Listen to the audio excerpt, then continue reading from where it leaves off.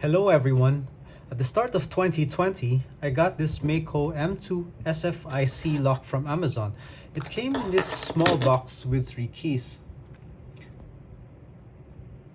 So 2 operating and 1 control. Operating keys are identified by the KA on the key, and the control keys CK. Right, so is the operating key and this is the control key.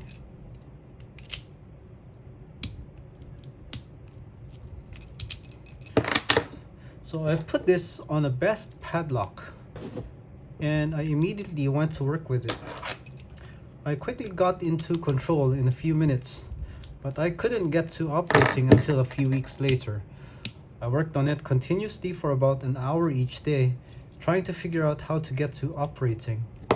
This video is about that journey and the methods I used to get to operating reliably.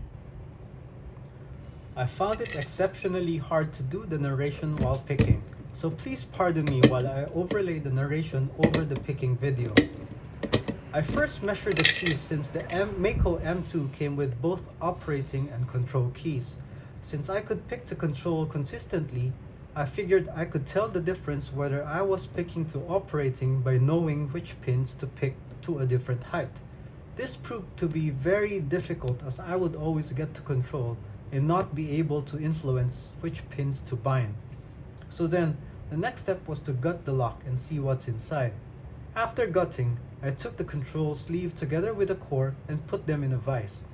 Put the key pins in with the control sleeve drivers and picked the core, trying to see how I could just isolate the core and pick to operating.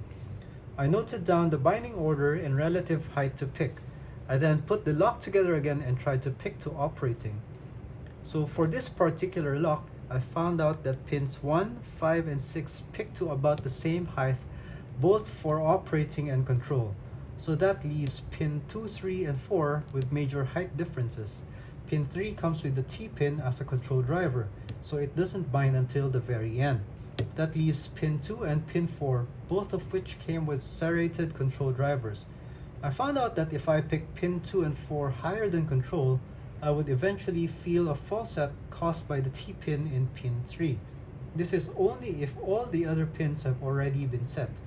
So my target was to get to that fall set, then I know I'm just 1 pin away from operating.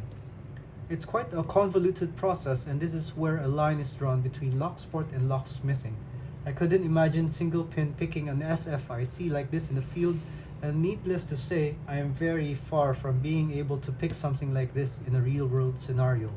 This is a reality that perhaps not too many outside the locksporting world have realized. We might be able to pick such high-security locks in a very controlled environment with enough research and reverse engineering, but would be sufficiently very improbable in the real world. I still thoroughly enjoy the whole process of looking for vulnerabilities together with the research and reverse engineering of this lock, and I hope this satisfies the second brown lock requirement to get me a brown belt. Thank you for listening to my ramblings, and thank you for watching. Until the next one, keep picking. Oh, watch till the end if you'd like to see how I put the lock back together. So now I need to get to control to satisfy the video requirement of getting operating and control in one continuous tick.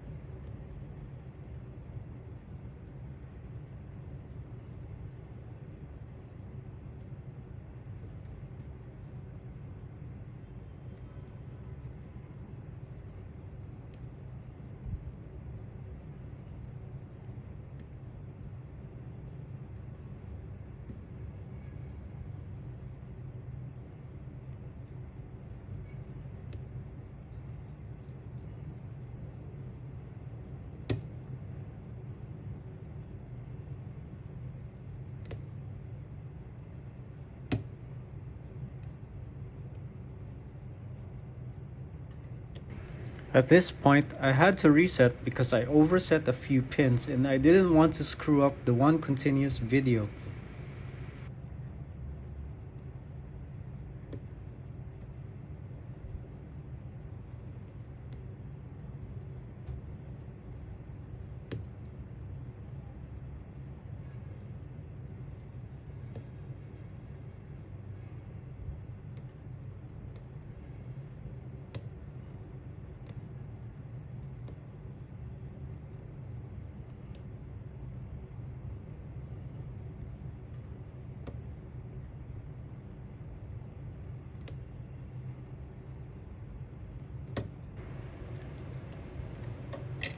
And finally, we got it.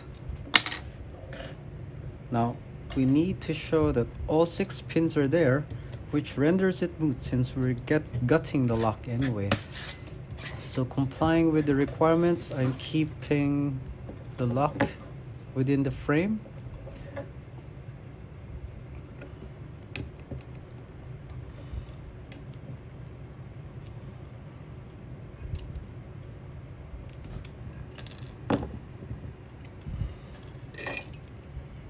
So if you notice, I'm using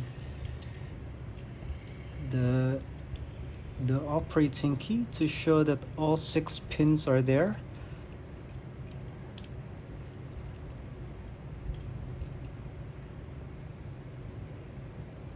Focus.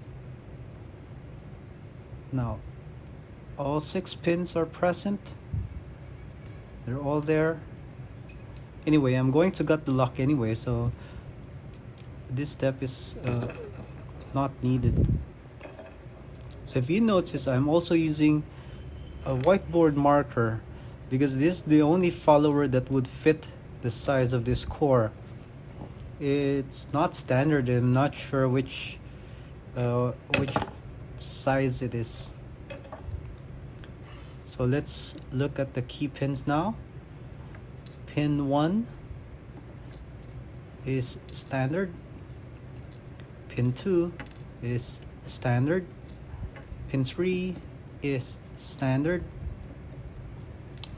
Pin 4 is standard. Pin 5 is a torpedo spool. I'll give you a zoom in a bit. So now the driver pins.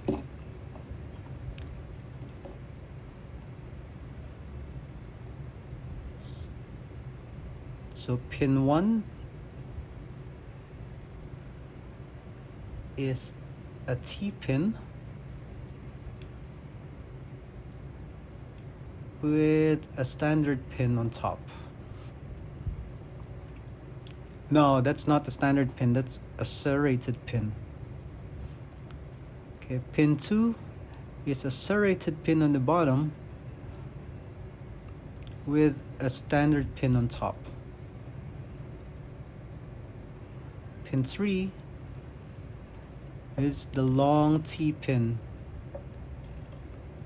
It's a long T pin at the bottom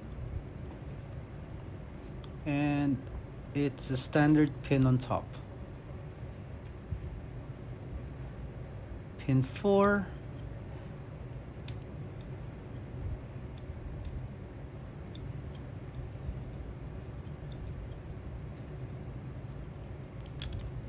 is a serrated pin on the bottom and a standard pin on top. Pin 5 is a T pin in the bottom and a standard pin on top.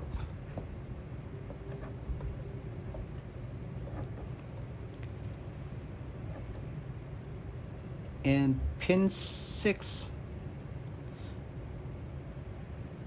is also a T pin in the bottom and the standard pin on top.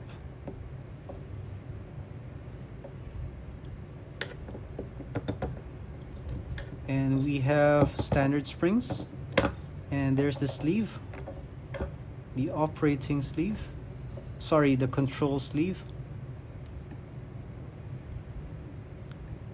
So let me fix this before I give you a zoom in.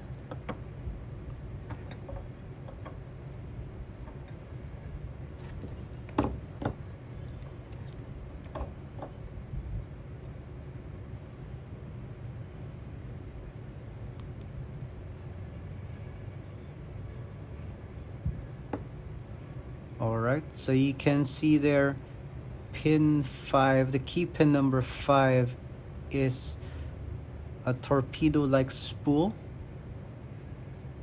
and up top they're all different size pins because there are 2 different shear lines.